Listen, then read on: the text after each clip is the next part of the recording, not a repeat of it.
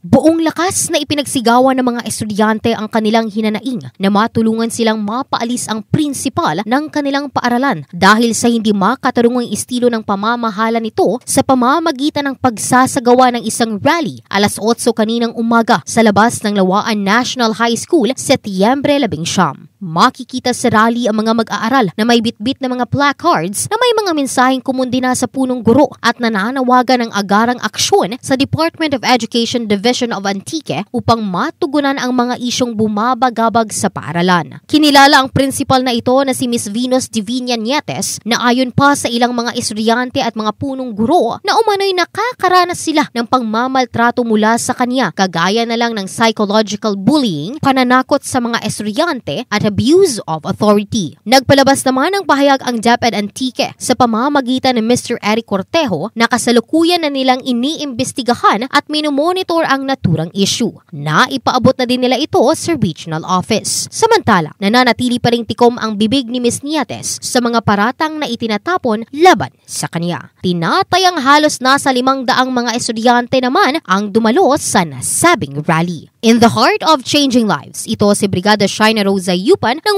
104.5 Brigada News FM Antique, The Music and News Authority.